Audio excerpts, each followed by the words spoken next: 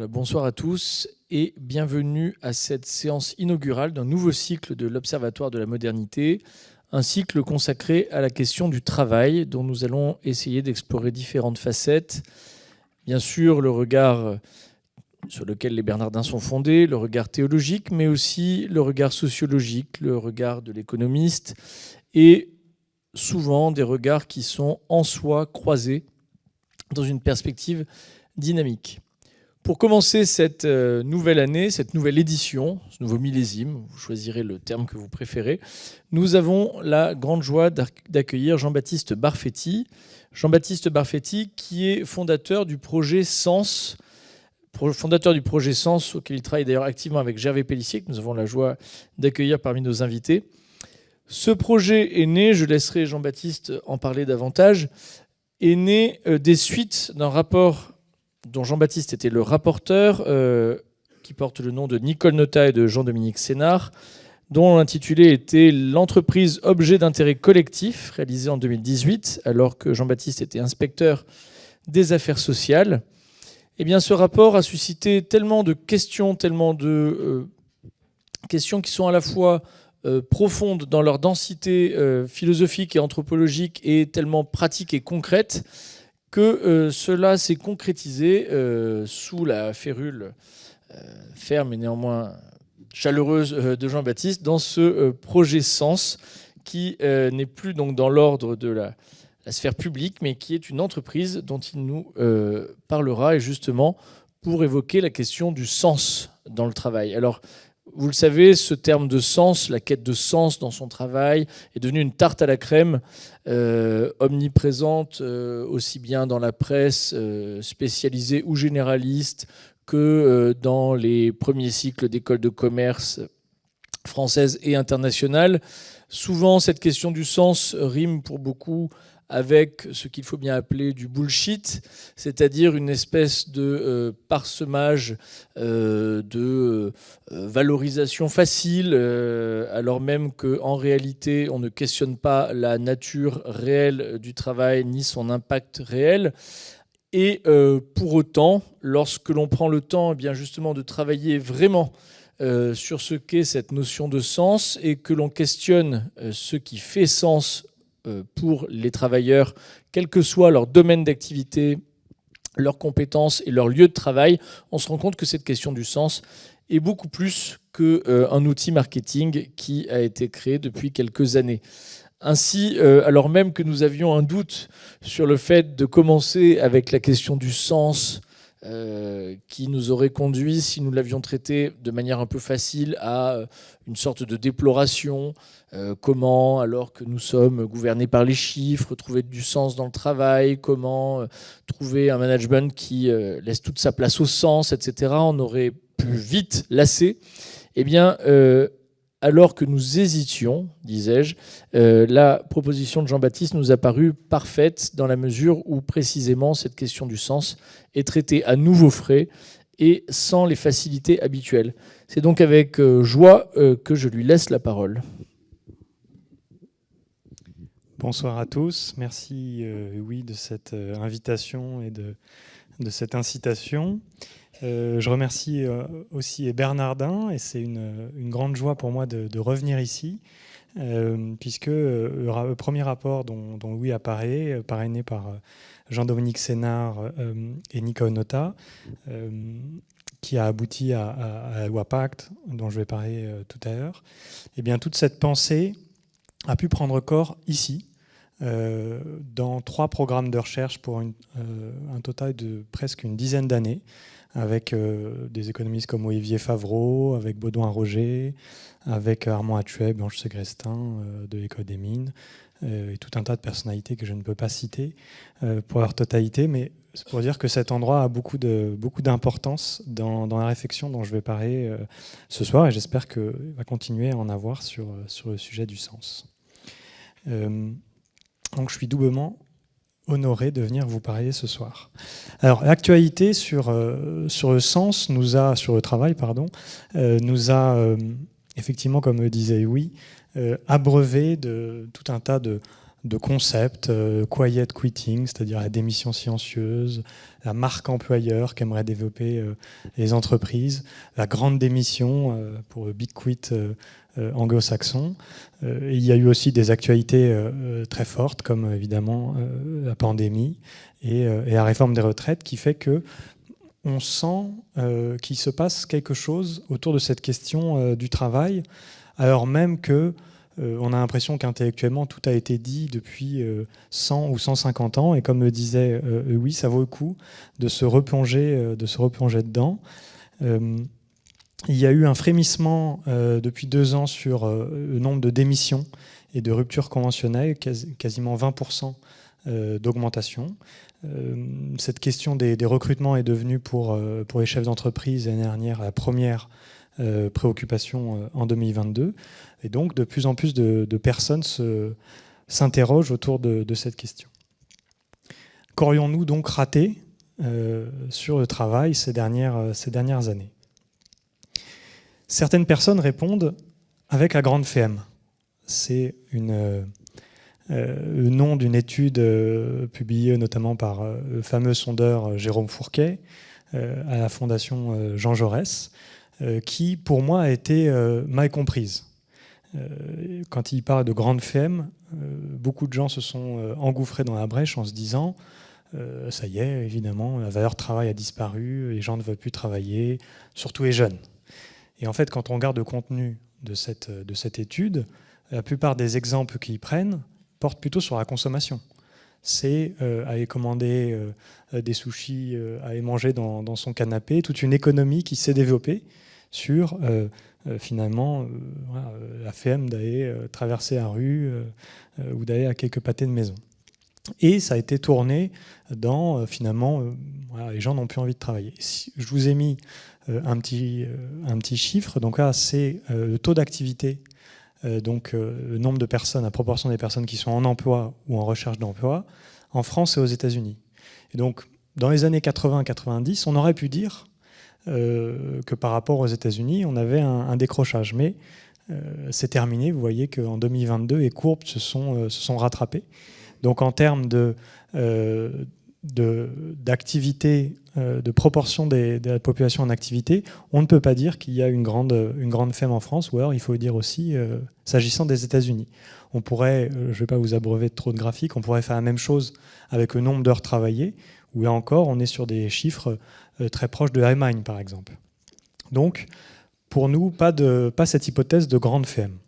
Deuxième hypothèse, ça serait la grande démission. Il y aurait une grande pénurie, on n'arrive plus à recruter. Et là, vous avez des courbes de la proportion des entreprises qui déclarent des difficultés de recrutement. Donc tout en haut, plutôt le bâtiment, et en dessous, les services. Et donc là, vous voyez, certes, le chiffre remonte dans les dernières années, mais nous sommes revenus au niveau du début des années 2000, c'est-à-dire simplement la dernière époque où on a créé massivement des emplois, comme aujourd'hui, avec une réduction assez tangible du chômage. Donc, contrairement aux États-Unis, qui ont eu vraiment des chiffres de démission pour le coup massifs, en France, ça a été simplement le cas dans le secteur de l'hôtellerie-restauration, mais on ne peut pas parler de grandes démissions dans les autres secteurs. Alors donc, est-ce qu'il suffirait puisque c'est une tension qui s'accompagne finalement de la baisse du chômage, est-ce qu'il suffirait, comme a proposé un patron australien, de faire remonter le chômage? Il y a un patron australien il y a quelques semaines qui a dit il faut écraser l'arrogance des employés et faire bondir le chômage, que ça suffirait à finalement régler ce problème, ces grands questionnements sur le travail. Je vous ai mis un contre-exemple là, qui est celui de la Chine. En Chine, le chômage des jeunes a explosé. On était à 10% en 2018 et on a dépassé les 21% en 2023, à tel point que le gouvernement chinois a décidé d'arrêter de publier cette statistique de découpage du chômage par âge. Voilà, ça règle le problème, on a cassé le thermomètre. Et juste à côté, vous avez des photos en fait, de jeunes Chinois. Il y a une tendance depuis quelques mois de fêtes des démissions. Donc ce n'est pas simplement un pot de départ, c'est vraiment, on a des pancartes, il y a des jeunes qui ont même des banderoles comme Miss France ou Miss Univers, avec marqué démissionnaires, voilà, il y a toute une fête autour de ça. Et on voit bien là un contre-exemple d'un chômage qui augmente pour cette catégorie et qui n'arrête pas ces questionnements et cette action finalement assez forte de ces jeunes.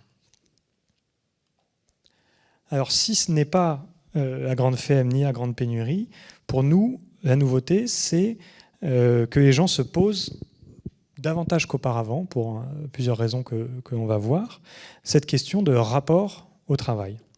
Finalement, là, vous avez un sondage, après des décennies à parler de réduction du temps de travail, puis un épisode politique sur travailler plus, on serait peut-être entré dans une ère du travailler mieux.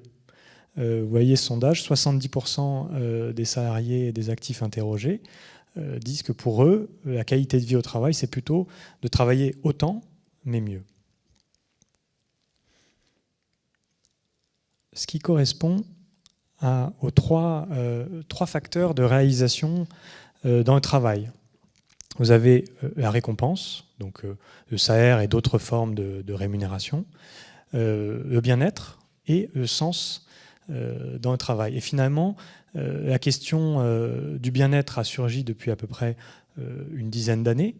Et c'est depuis quelques temps qu'on se met à parler du sens au travail, qui était un peu ce troisième facteur oublié, qu'on avait mis un peu sous le tapis. Et ça correspond à peu près aux trois points du sondage précédent, le travailler plus correspondant à un renforcement de sa récompense, de son gain, le travailler moins étant une forme de bien-être, avec beaucoup de discussions autour de l'équilibre vie professionnelle et vie personnelle. Et finalement, le travailler mieux sera une autre forme de bien-être, et aussi cette réponse du sens au travail. Donc pour entrer dans ce sujet du sens, la meilleure entrée en matière pour moi, c'est la question du auto.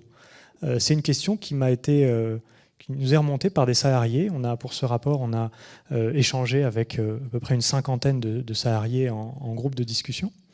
Et il y en a plusieurs qui se sont demandé ouvertement, comme ça, sans qu'on leur parle du sujet, finalement, si je gagnais au loto, qu'est-ce que je ferais ? Est-ce que je continuerais mon travail ? Et on a regardé, il y a eu beaucoup d'études, notamment aux États-Unis, sur cette question. C'est un chiffre qui est suivi depuis plus de 40 ans. Et j'ai trouvé que c'était une question assez profonde quand on se la pose entre nous, quand on imagine cette éventualité. C'est plutôt souvent que de la consommation. La nouvelle voiture, les vacances, la nouvelle maison, etc. Finalement, une question assez facile, puisqu'elle est de l'ordre de l'avoir. Et quand on oublie souvent d'appliquer au choix qu'on ferait pour son activité professionnelle, parce que c'est une question plus profonde qui nous définit bien plus. Donc voilà les statistiques, les réponses à ce sondage sur un échantillon de plus de 15 000 personnes, question qui est posée tous les 2 ans. Est-ce que vous continueriez à travailler si vous aviez... alors là, c'est un gros lot ou un gros héritage, mais c'est une somme d'argent qui permet de ne pas avoir besoin de travailler et de maintenir son niveau de vie grâce à ce gain. Et donc vous voyez que les 3/4 des gens, au début des années 80, répondaient qu'ils vont continuer, ils continueraient à travailler. On a un peu baissé depuis dans les années 2000, on est à peu près à 2/3, mais on reste dans une majorité de personnes qui affirment continuer à travailler dans cette éventualité. Et ce que j'ai trouvé très intéressant avec ces chiffres, c'est que quand on pose la question aux gens, est-ce que vous trouvez du sens dans votre travail ? On a à peu près les mêmes chiffres, les mêmes proportions. Donc ça ne veut pas dire corrélation, ne veut pas dire causalité, mais en tout cas, j'ai trouvé ce rapprochement intéressant qui permet d'avoir une première approximation. Finalement, un travail qui a du sens, ça serait un travail que l'on continue, même millionnaire, en quelque sorte, pour le sport, pour la cause. Ce qui ne veut pas dire que c'est le job de nos rêves. Personne n'est contre une augmentation, un aménagement des conditions de travail. Ça veut seulement dire que ces personnes considèrent finalement avoir trouvé le sens de leur action. Ce qui ne signifie pas en sens inverse que tous ceux qui sont dans les 40 ou 25% restants, qu'il faudrait immédiatement se reconvertir, changer de vie. Vous avez dans la presse tous les 6 mois ces reportages sur ces banquiers qui sont devenus fromagers ou menuisiers, etc. Ça veut seulement dire que bon, il y a une distance qu'il faut questionner. C'est une idée qui peut nous guider. C'est-à-dire, que ferait-on? Est-ce qu'on ferait quelque chose de différent? Le plus simple face à cette réponse, c'est de dire je ne changerai rien, ou alors j'arrête tout. Mais quand on creuse la question avec les gens, il y en a qui disent moi j'arrête tout, je reprends un bar ou je reprends un club de foot. Mais en fait, quand on prolonge la discussion, on se rend compte que pour eux, il ne s'agit pas de faire ça en tant qu'investisseur. Il s'agit de rentrer dans la réalité de cette activité. Et en fait, c'est un travail. C'est un travail qu'ils souhaiteraient faire. Voilà une petite entrée en matière sur ces questionnements. Comme le disait Louis, finalement, ce deuxième rapport parrainé par Nicole Notat et Jean-Dominique Sénard, qui est sorti il y a maintenant 4 mois, il a fait suite à ce premier rapport de 2018, l'entreprise objet d'intérêt collectif, ce qui était une commande de 4 ministres du gouvernement et qui a donné lieu à la loi Pacte, donc dans laquelle je vais vous exposer un peu plus en détail les modifications qu'on a proposées pour lesquelles on a été suivi par le législateur. Et en fait, il y a une continuité et je m'appuyais sur les conclusions de ce premier rapport. C'est pour ça que je vais faire ce petit détour. Donc finalement, ce rapport sur l'entreprise objet d'intérêt collectif, on pourrait a posteriori le requalifier d'un questionnement autour du sens dans l'entreprise. On est parti de constats sur le court-termisme dans les entreprises, la financiarisation dans les entreprises. Et là, vous avez la durée de détention des actions à la bourse de New York. On était dans les années 60 à 8 ans et demi. En moyenne, un actionnaire qui prenait des décisions en assemblée générale, il y avait 4 ans derrière lui et 4 ans encore devant lui. Et on a chuté à moins d'1 an dans les années 2010. Et encore maintenant, avec le trading à haute fréquence, ça tombe à quelques minutes, quelques secondes. Donc c'est un point de départ de la réflexion d'entreprises qui peuvent être aiguillonnées par des personnes qui, en moyenne, ne vont pas faire un cycle complet de gestion dans l'entreprise. La financiarisation, c'est donc la volonté de maximiser la valeur présente dans l'entreprise. Donc la valeur présente, ça veut même dire renoncer à des investissements pour pouvoir distribuer tout de suite. Le deuxième élément de définition, c'est d'organiser toute la gouvernance de l'entreprise autour de cet objectif. Et le troisième point, c'est même d'organiser les rémunérations des dirigeants et des cadres autour de cet objectif de maximisation immédiate. Et donc, on est revenu pour nous à des fondamentaux sur l'entreprise. Cette citation, la rentabilité n'est pas le but de l'entreprise, mais un facteur imitatif. Cette citation, elle n'est pas de Marx, Fidel Castro ou Che Guevara, mais de Peter Drucker, qui est un pape, un ponte du management qui était aux États-Unis, qui était un des écrivains best-sellers sur le sujet et qui conseillait tous les grands dirigeants d'entreprises internationales. Donc on s'est dit, si même ce théoricien pose cette définition de l'entreprise, non pas orientée autour de la rentabilité, quand on compare avec la pratique existante, c'est qu'il y a une déconnexion. Donc on a voulu revenir à ce point de définition d'entreprise. On s'est dit, finalement, si le profit n'est pas la fin en soi de l'entreprise, il faut bien poser cette autre finalité et en discuter collectivement. Il y a des dirigeants qui vont avoir une vision individuellement, ils savent précisément où est-ce qu'ils vont emmener l'entreprise et finalement les chiffres seront, comme le dit cette citation, un test de la validité de cette vision. Mais finalement, il n'y avait pas de concept permettant de poser sur la table cette vision, à partager avec leurs équipes, avec leur entourage et éventuellement avec les salariés. mes étudiants à ESSEC et à l'Institut catholique de Paris, quand je leur parle de cette raison d'être, de ce concept, de cette fin de l'entreprise, ils me demandent à quoi ça sert. Est-ce que c'est un bullshit de plus, un concept fumeux? Donc pour répondre à la question, j'aime bien donner ces deux exemples, ces deux entreprises, Spanghero et Arthur Andersen. Donc Spanghero, qui a été créé par deux rugbyman bien connus dans les années 70, qui ont repris les abattoirs municipaux de Castelnaudary pour faire des spécialités en circuit court, des spécialités régionales, notamment cassoulet. Et ils ont défrayé la chronique 40 ans plus tard avec le scandale du Horsegate, c'est-à-dire la viande de cheval qui avait été introduit, camouflé dans des lasagnes vendues par Findus. Donc, en 40 ans, on a une entreprise qui, sur son logo, affiche un taureau, affiche des spécialités régionales en circuit court, et se retrouve en réalité de passer des abattoirs locaux de Castelnaudary à importer de la viande de cheval et de Roumanie en passant par une société de trading chypriote, et tout ça en masquant sur la traçabilité de ces produits. Donc un tour complet, un demi-tour par rapport à ce qui a fait la réussite de cette entreprise.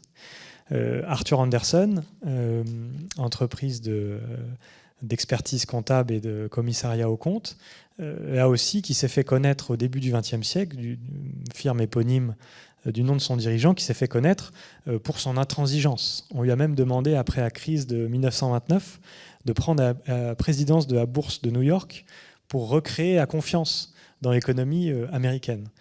Il s'était fait connaître parce qu'il avait refusé de certifier les comptes d'une grande compagnie de chemin de fer, ce qui avait montré quand même sa rigueur. Et 70 ans plus tard, Arthur Andersen est emporté dans l'affaire Enron pour avoir fermé les yeux sur la comptabilité dite créative, en réalité fraudueuse de Enron.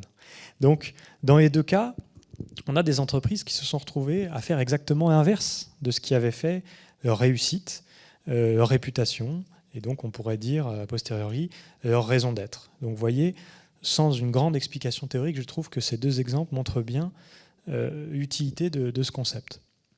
Donc voilà, et trois principales recommandations du rapport qui ont été suivies par le législateur en 2019 dans la loi Pacte. On prend souvent une analogie d'une pyramide. La première préconisation, c'est la modification de l'article 1833 du Code civil. Aujourd'hui, on en parle très peu. À l'époque, je crois qu'il y a eu une centaine de tribunes qui sont parues dans le débat sur la réforme de l'entreprise au moment où on a fait ce rapport.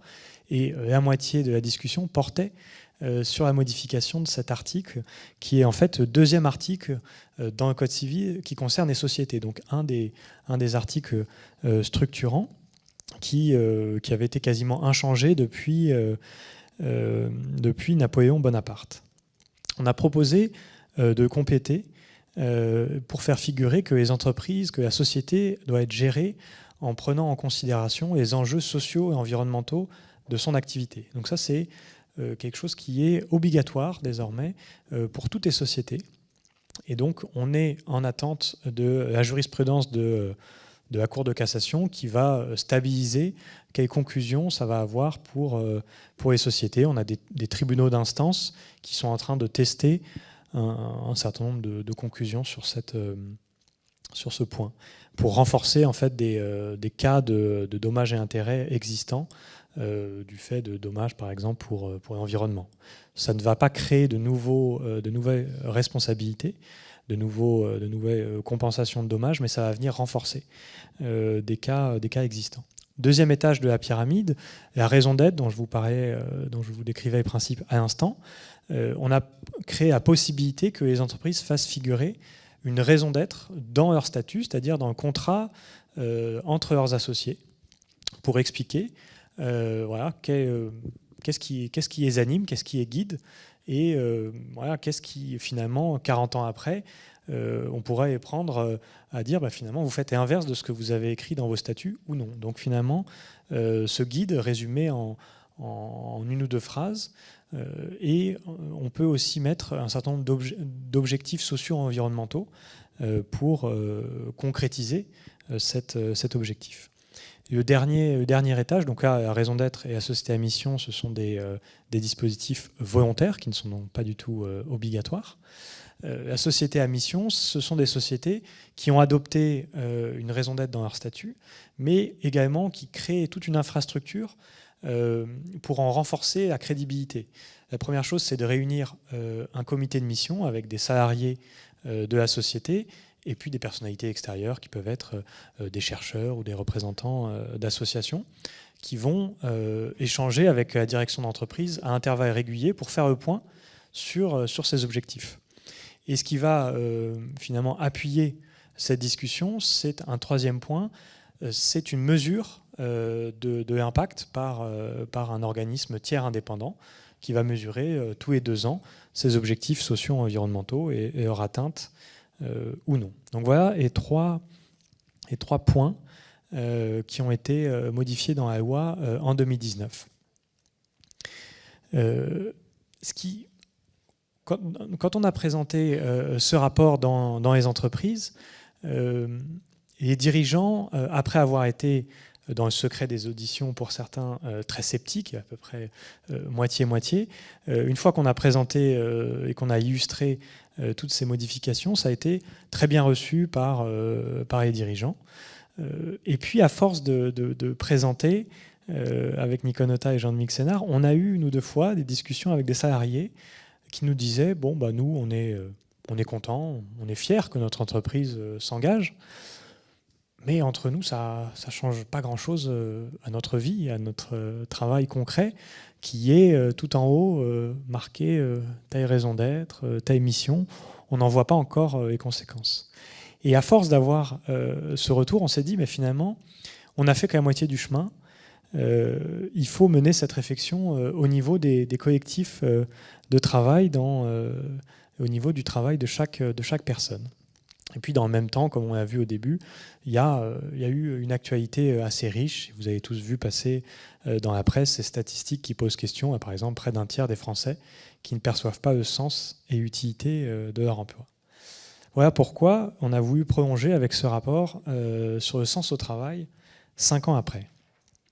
Donc, pour répondre à l'incitation de oui, effectivement, on a eu, nous aussi, ce questionnement au départ de se dire, mais cette expression de sens au travail qui avait disparu, enfin qui n'existait pas, nous qu'on avait très peu entendu auparavant, tout d'un coup se retrouve dans les médias, se retrouve dans beaucoup de bouches. Donc on a essayé de objectiver, de voir précisément ce qu'il y avait derrière. Et donc on a vu ce chiffre. Donc là, ce sont les publications en langue anglaise et en langue française, de publications non pas médiatiques, mais des publications scientifiques dans des revues de recherche. Et donc vous voyez à peu près un doublement tous les 5 ans du nombre de ces publications. Donc ça n'est pas simplement un frémissement dans les médias, ça fait objet depuis les années 80 d'une explosion de ces publications scientifiques. On a eu, merci beaucoup, aussi des sondages qui nous ont beaucoup interrogés. Celui-ci en particulier, qui interroge sur la centralité du travail, la proportion des personnes qui considèrent le travail comme très important dans leur vie, en seulement 30 ans, est passée de 60% à 21%, divisé par 3 en 30 ans. C'est des chiffres qui sont vraiment marquants. Et puis, voilà, ce chiffre vraiment sur le sens au travail, 43% des actifs qui envisagent de changer d'emploi pour un emploi qui a plus de sens dans les 2 prochaines années. Donc là aussi, ce sont des proportions, vous voyez, ça correspond à peu près aux proportions de à peu près un tiers des personnes qui trouvent du sens dans leur travail, et puis les 2 tiers qui n'en trouvent pas. Quand on regarde dans les détails, on a la moitié pour les femmes, 52% pour les managers, et 59% pour les moins de 35 ans. malheureusement, on n'a pas le chiffre pour les jeunes femmes cadres. Je pense qu'on serait dans les 75 ou 80%. Et donc, voilà, en tout cas, on a, avec toute cette revue de littérature qu'on a fait de plusieurs milliers de pages, on a pu asseoir quand même ces constats assez solidement pour rentrer dans le détail de notre recherche et de nos discussions avec la dizaine d'entreprises qu'on a réunies pour mener ce questionnement. On a, dernier chiffre que je voulais vous partager, j'ai été taquiné par un des DRH autour de la table qui disait finalement vos chiffres, c'est des gens qui envisagent de quitter leur emploi.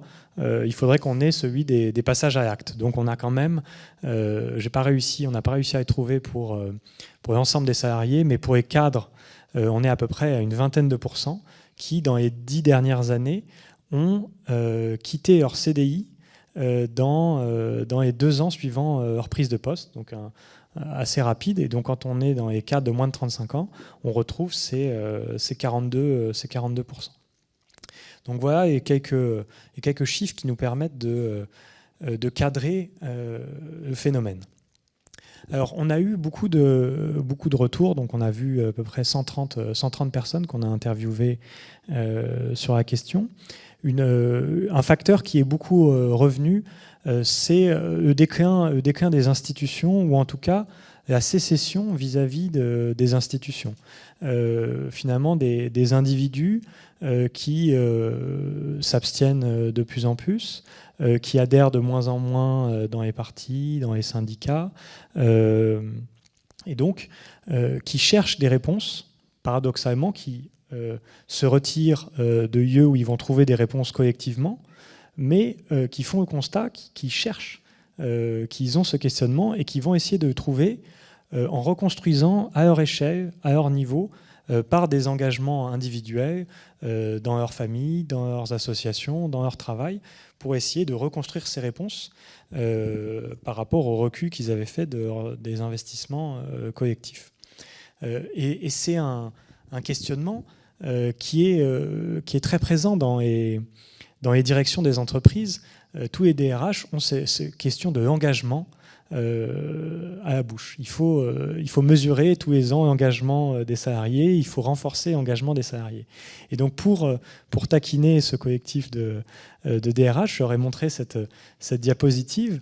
L'engagement, c'est principalement quand même ces 3 grandes institutions, engagement militaire, marital, monacal, c'est quand même des institutions et des engagements pour les membres qui sont beaucoup plus forts que le contrat de travail. Et donc c'est un modèle peut-être un peu ambitieux pour les entreprises.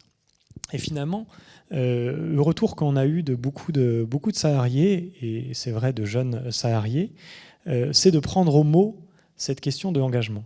De dire, oui, pourquoi pas, on veut bien finalement s'engager, c'est-à-dire faire toujours plus que ce qui est dans notre contrat, essayer d'être à initiative. On veut bien le faire, mais donnez-nous les raisons de le faire. Expliquez-nous. Il y a un jeune qui disait, moi je veux bien aller travailler un samedi, un dimanche, mais je ne veux pas le faire sans qu'on m'explique pourquoi, en quoi ça va aider un de mes collègues, en quoi ça va apporter quelque chose de spécifique au client. Donc c'est un exemple parmi d'autres. On a réuni à la fin du rapport en annexe une trentaine de définitions de ce sens au travail. Et donc, nous, on a forgé la nôtre à partir de cet ensemble de définitions. Donc, celle qu'on propose, c'est alignement ressenti entre ce qui se passe dans l'entreprise et dans les collectifs de travail d'une part, et ce qui est vécu et attendu par les salariés d'autre part. Donc, à la fois un rapport de sincérité. Est-ce que le discours tenu par mes dirigeants, est-ce que je le sens sincère par rapport à ce que je vois moi dans la pratique? Et c'est vrai qu'on a beaucoup de retours sur ça dans les témoignages des salariés. Mais au-delà de cette question de la sincérité, un rapport d'aspiration. C'est-à-dire on peut avoir une entreprise qui est la plus sincère qui soit, je peux ne pas me retrouver dans ce qui est pratiqué dans mon entreprise. Donc, après cette problématisation et puis cette définition sur le sens au travail, je vais finir avec les grands leviers pour favoriser dans l'emploi le développement de ce sens au travail. Donc, le premier des 3 grands leviers, donc il y a la finalité, le contenu du travail et le management. Donc, le premier, c'est la finalité. C'est pour ça que je vous ai fait un passage assez long sur le premier rapport, puisqu'il contribue de façon importante à cette réflexion. C'était finalement un prérequis que les salariés ne sentent pas que leur engagement dans l'entreprise est simplement pour un chiffre, pour une maximisation du profit, mais qu'ils contribuent à une cause écrite noir sur blanc et qu'ils peuvent questionner, discuter avec leurs pairs, avec leur chef.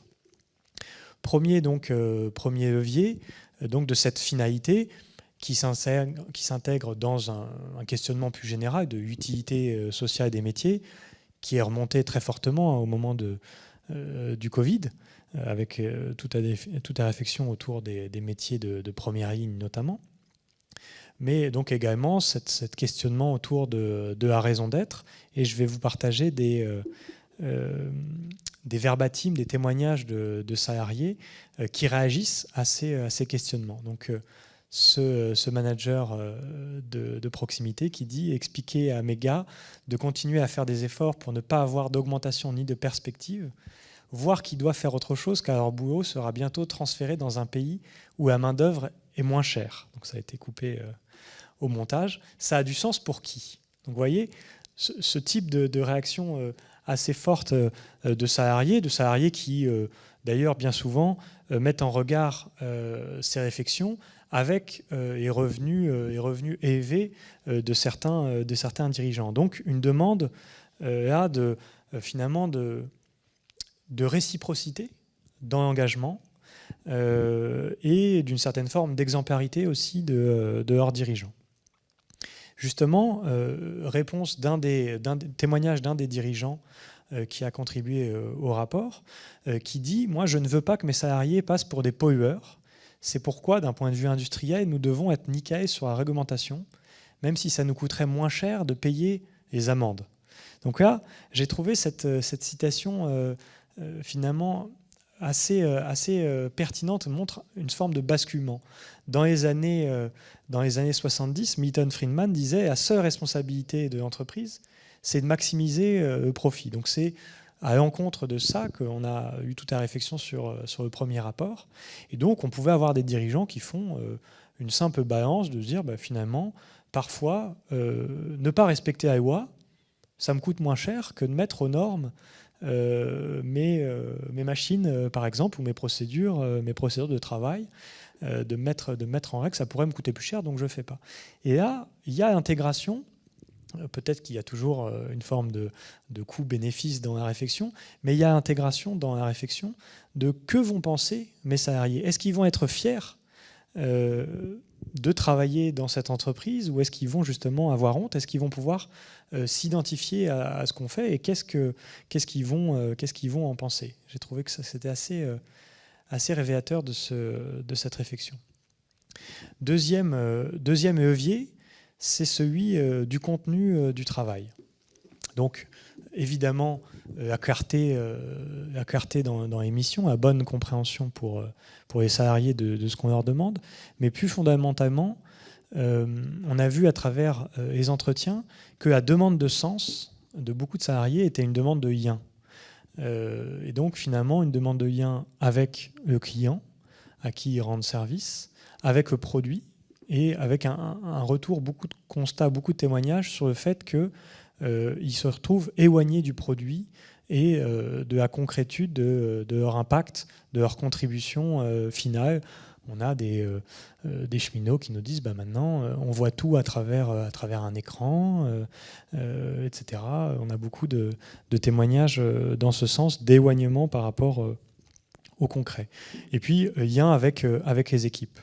Et donc, là où on a eu vraiment le plus de témoignages, c'est sur les processus et reporting dans les entreprises. Et si c'est particulièrement remonter dans les témoignages, c'est parce que ces moments ne sont pas intéressants en soi, mais qu'ils éloignent les salariés de ces sources de sens, de ces contacts avec le produit, avec les collègues, et avec une solidarité qui peut s'établir avec les collègues, et avec le client à qui on rend ce service. Donc, il y a encore des témoignages que je trouvais intéressants. Je passe mon temps à devoir justifier de mes résultats plutôt que de faire. Le niveau administratif pour la validation de la moindre tâche est à un niveau sidérant. Alors là, des citations comme ça, on en a des dizaines. Donc, qui montrent cet éloignement vis-à-vis de la réalité qui est vraiment très mal vécu par les salariés. Alors, une petite expérience microéconomique qui a été menée dans une université américaine et qui était assez éclairante. C'est un professeur de microéconomie qui demande à deux groupes de volontaires d'EF de construire des personnages en Lego avec une petite rémunération par personnage construit.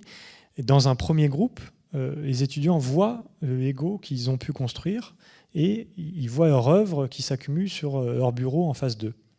Le deuxième groupe, que l'économiste a surnommé groupe Sisyphe, examinateur, à chaque fois qu'un personnage en Lego a été construit, il va prendre ce personnage et le déconstruire, remettre les pièces dans la boîte qui va permettre de construire un personnage suivant.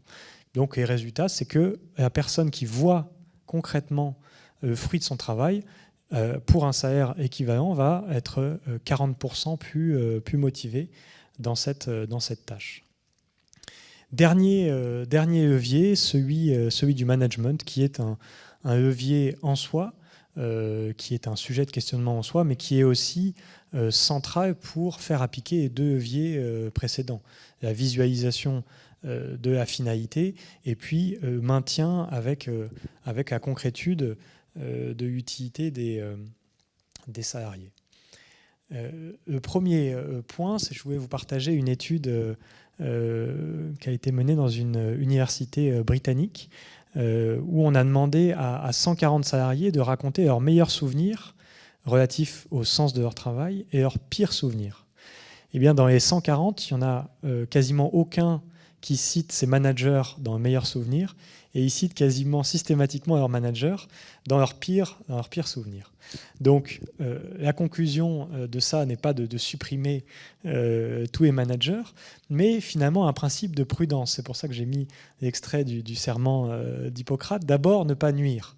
Donc d'abord, essayer de comprendre, puisque le sens est ressenti extrêmement subjectivement par chaque salarié. Ça va pouvoir varier d'un salarié à l'autre, même si il est dépendant des interactions, des liens, comme je citais tout à l'heure, il va être à la fin catalysé et ressenti vraiment très subjectivement. Donc le manager doit d'abord bien comprendre et ne pas essayer, dans la mesure du possible, de ne pas déranger les sources de sens pour le salarié, et évidemment de ne pas essayer de plaquer par en haut, moi c'est comme ça que je trouve du sens, donc tout le monde doit trouver du sens comme ça, et je plaque, finalement on va faire ruisseler un plan d'action pour que chacun trouve du sens dans son travail à partir de ce qui va être ressenti par quelques personnes. Donc voilà d'abord ce principe de prudence. Ensuite, on a réactivé des choses qui sont très connues dans le management, mais qu'on a voulu rappeler puisqu'on a vu un certain nombre de statistiques qui montrent que ces grands principes managériaux ne sont pas appliqués, en tout cas pas en France, ou qui sont mal ressentis par les salariés. À nouveau, une petite expérience microéconomique. On demande à 3 groupes de volontaires, donc d'étudiants et encore, un travail extrêmement rébarbatif. C'est une page A4 remplie de caractères aléatoires, de chiffres et de lettres. On leur demande d'entourer en rouge quand il y a 2 caractères identiques qui se suivent. Voilà encore quelque chose de très bête. Et donc dans le premier groupe, la personne peut écrire son nom sur la feuille. Elle le tend à l'examinateur. L'examinateur jette un œil rapide et le pose sur le bureau. Dans le deuxième groupe, la personne n'écrit pas son nom, donc ne signe pas son œuvre, entre guillemets, et l'examinateur ne va même pas regarder la feuille, il va directement poser sur le bureau. Troisième groupe, on ne peut pas noter son nom, et l'examinateur va prendre directement la feuille et la mettre dans la broyeuse. Donc évidemment, là c'est un peu comme l'expérience précédente, on a 40% de plus de résultats quand le travail est reconnu même de façon extrêmement minimale.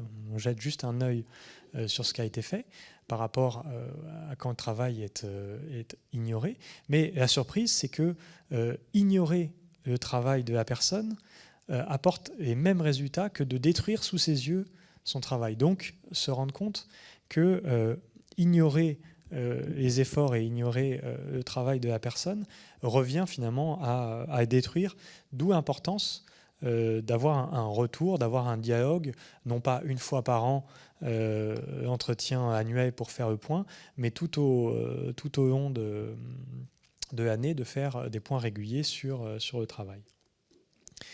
Dernier petit chiffre sur la reconnaissance. Là encore, la reconnaissance des efforts et des résultats pour les salariés, c'est quelque chose qui est vieux comme le management, mais quand on interroge les salariés, moins de la moitié d'entre eux constatent que c'est une pratique qui existe dans leur entreprise. Or, on a en cascade derrière des résultats qui sont assez durs. On a à peu près le nombre de salariés qui considèrent ne pas recevoir à proportion de ce qu'ils investissent dans leur travail.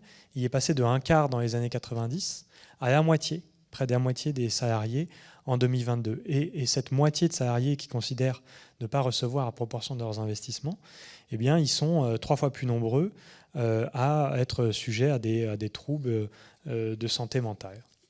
Donc, cette importance de la considération et de la reconnaissance dans le travail. Pour finir, donc, on a dans ce rapport qui est accessible à tous gratuitement, on a posé tous ces constats et on a fini avec une dizaine de grands axes de travail finalement pour que les entreprises puissent vérifier, un peu comparer leurs pratiques. Ce qui nous a aussi convaincus de passer à l'action avec ce collectif d'entreprises, c'est un décalage absolument sidérant dans la considération de ce problème par les salariés et par les dirigeants. D'autant que le sondage que vous avez sous les yeux a été bien posé. On n'a pas demandé aux salariés s'ils souhaitaient qu'on leur donne du sens dans leur travail, mais que l'entreprise leur permette de donner du sens à leur travail. 90% des salariés qui trouvent ça important ou essentiel que leur entreprise leur permette de faire ça. Et quand on demande aux dirigeants, en tout cas avant qu'on fasse le rapport, peut-être qu'on aura contribué à augmenter de quelques pourcents, on peut espérer, 14% des dirigeants qui veulent passer à l'action sur ce sujet, considérant soit qu'ils ont déjà fait le travail, à peu près pour les 2 tiers, et pour un tiers, considérant qu'il n'y a pas à s'intéresser à ces questions. Donc voilà pourquoi on a constitué ce collectif d'une dizaine de grandes entreprises qui représentent 1 million de salariés. À l'issue de cette année de travail, donc avec 130 personnes qui ont été auditionnées, on a rendu ce rapport et on continue. Donc maintenant, dans la 2e année, on va passer à la mise en pratique dans les entreprises. Donc, comme pour le premier rapport, on part de la pratique du ressenti des salariés sur le terrain. Donc on va faire des groupes de discussion qui mélangent des salariés des différentes entreprises pour les faire réagir et leur faire remonter des pratiques qu'ils ont vues autour d'eux, qu'ils ont vues dans une entreprise précédente, ou des choses qu'ils avaient l'habitude de faire précédemment et qui ont pu être abandonnées, faute de temps, faute d'énergie, et de rassembler ces pratiques pour essayer de les diffuser dans les entreprises. Voilà un petit peu ce passage en revue. Merci à tous et je suis ravi de pouvoir échanger avec vous sur ces questions.